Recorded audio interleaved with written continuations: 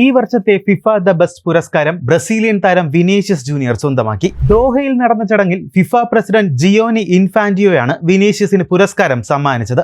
Ballon d'Or പുരസ്കാരം വിനീഷ്യസിന് ലഭിക്കാതെ പോയത് വലിയ വിവാദമായിരുന്നു. റയൽ മാഡ്രിഡ് ക്ലബും സഹതാരങ്ങളും ബാലൻഡിയോർ നിരസിക്കുക പോലും ചെയ്തിരുന്നു. എന്നാൽ ഫിഫയുടെ ബെസ്റ്റ് താരമായി വിനീഷ്യസ് എത്തിയതോടെ അർഹതയ്ക്കുള്ള അംഗീകാരമായി അത് മാറി. അവസാന ലാലിഗയും ചാമ്പ്യൻസ് ലീഗും റയൽ മാഡ്രിഡ് നേടിയത് വിനീഷ്യസിന്റെ മികവിലായിരുന്നു എന്ന് പറയാം. അതുകൊണ്ട് തന്നെ ഈ അംഗീകാരം വിനീഷ്യസ് അർഹിച്ചിരുന്നു. സ്പാനിഷ് താരം റോഡ്രി, ഫ്രാൻസിന്റെ കിലിയൻ എംബാപ്പെ, മാഞ്ചസ്റ്റർ സിറ്റിയുടെ എർലിംഗ് ഹാലൻഡ്, ഇതിഹാസ താരം ലയണൽ മെസ്സി തുടങ്ങിയ പ്രമുഖ താരങ്ങളെ എല്ലാം പിന്തള്ളിയാണ് വിനീഷ്യസ് ജൂനിയറിന്റെ പുരസ്കാര നേട്ടം.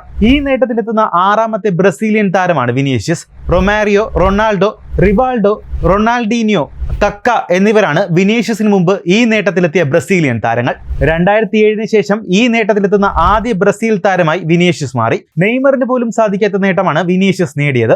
അതേസമയം മികച്ച വനിതാ താരമായത് സ്പാനിഷ് താരം എയ്റ്റാന ബോൺമാറ്റിയാണ്. തുടർച്ചയായ 2ാം തവണയാണ് ബോൺമാറ്റി മികച്ച വനിതാ താരമാകുന്നത്. മികച്ച വനിതാ താരത്തിനുള്ള ബാലൻഡിയോറും ബോൺമാറ്റിക്കായിരുന്നു. ബാഴ്സലോണയ്ക്കും സ്പാനിഷ് ടീമിനുമൊപ്പമുള്ള മികച്ച പ്രകടനങ്ങൾ വിലയിരുത്തിയാണ് ഈ പുരസ്കാരം നൽകിയത്. മികച്ച പുരുഷ ടീം പരിശീലകനുള്ള പുരസ്കാരം റയൽ മാഡ്രിഡിന്റെ കാർലോ ആഞ്ചലോട്ടിയാണ് നേടിയത്. റയലിനെ കഴിഞ്ഞ സീസണിൽ ലീഗ് കിരീടത്തിലേക്കും ചാമ്പ്യൻസ് ലീഗിലേക്കും എത്തിക്കാൻ ആഞ്ചലോട്ടിക്കായിരുന്നു. വനിതാ ടീം പരിശീലകയ്ക്കുള്ള പുരസ്കാരം US ടീം പരിശീലകയായ എമ്മ ഹൈസിനാണ്. പുസ്കാസ് പുരസ്കാരം മാഞ്ചസ്റ്റർ യുണൈറ്റഡ്സിന്റെ അർജന്റീനൻ താരം അലസാൻഡോ ഗർനാച്ചോ നേടിയപ്പോൾ പുതിയതായി അവതരിപ്പിച്ച മാർത്ത പുരസ്കാരം ബ്രസീലിന്റെ സൂപ്പർ താരം മാർത്ത തന്നെ സ്വന്തമാക്കി.